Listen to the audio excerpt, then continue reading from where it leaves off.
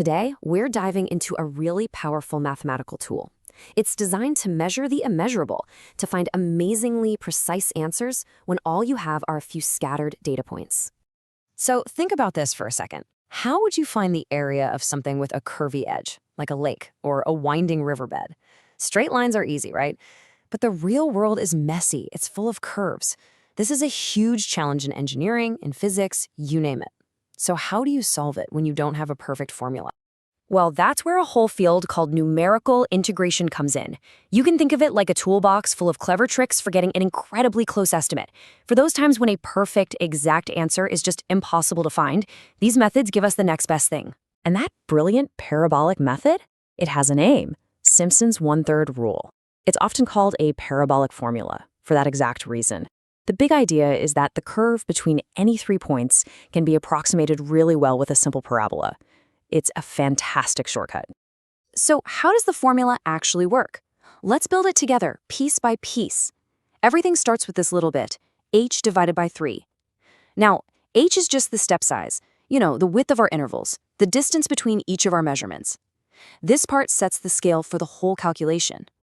Next up, we add the n's. We just take the very first value, y0, and the very last value, yn, and we add them together. These two are like the bookends, the anchors for our entire approximation. Now here's where it gets interesting. The points in the middle aren't all treated the same. We take all the odd-numbered points, so y1, y3, y5, and so on, we add them all up, and then, and this is key, we multiply that total sum by 4. They get extra weight, which is what helps make that parabola fit so nicely. And the final piece of this puzzle is the even-numbered points. You guessed it. We add up y2, y4, and all the other evens, and we multiply their sum by 2. So you see the pattern, right? The n's are just themselves, the odds get multiplied by 4, and the evens get multiplied by 2. And just like that, you've got the complete Simpson's one-third rule. But wait, there is one absolutely critical detail you cannot forget. For this whole pattern to work, for the parabolas to line up correctly, you must have an even number of divisions, an even n. If you have an odd number of intervals, the whole thing falls apart. So remember that. Okay, theory is great and all, but let's see this thing in action. Let's get our hands dirty and walk through a classic math problem to see how it really works. All right, here's our mission. We need to find the integral, which is really just the area under the curve, of this function from x equals 3 to x equals 5. And notice, we're told to use 8 equal parts. 8 is an even number, so we're good to go. So first things first, we need our data. We just plug in our x values, starting at 3 and stepping up to 5, and we calculate the y value for each one. This table lays it all out for us, from y0 all the way to y8. These are the numbers we're about to plug into our shiny new formula. Now we just do the math. We group our numbers exactly like the formula says, add the first and the last, then take the sum of the odds and multiply by 4, then take the sum of the evens and multiply by 2. We add all those results together, and for the very last step, we multiply the whole thing by h over 3. And after running those simple calculations, we get our answer. The approximate area under that curve is 0.4663. And think about it, we got this super precise result without any heavy-duty calculus, just some basic arithmetic. Pretty cool, right? So that's the pure math of it, but where would you actually use this in the real world? This isn't just some abstract classroom exercise. Let's look at a problem involving a moving object, where we don't have a perfect formula, just a set of measurements. So here's the deal.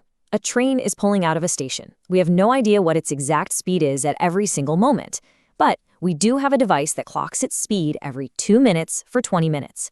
The big question is, how far did that train actually travel? This table shows every piece of information we've got. On the left, the time in minutes, and on the right, the speed it was going at that exact moment. We have no clue what happened between these 2-minute intervals, but that's exactly the kind of messy, real-world problem that Simpson's rule was born to solve. And here is the beautiful connection. In physics, if you want to find the total distance something traveled, all you have to do is find the area under its velocity curve. So our speed measurements, those are just our y values.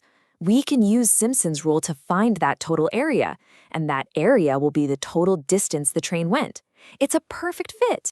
So we run the numbers. We apply the exact same formula. The ends, plus 4 times the odds, plus 2 times the evens, all times h over 3. And we get our answer. In those 20 minutes, the train traveled about 5.25 kilometers, a real, practical answer pulled from just a handful of data points.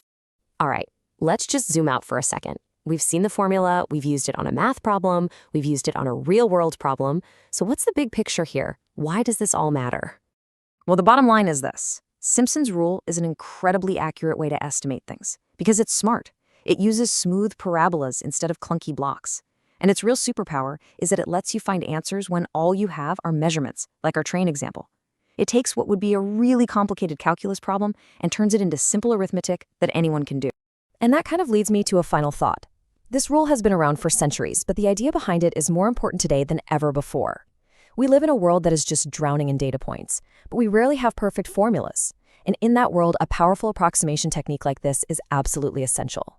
So, what curvy, complex problem out there today, from rocket science to the stock market, could you get a handle on with a tool this simple and this elegant?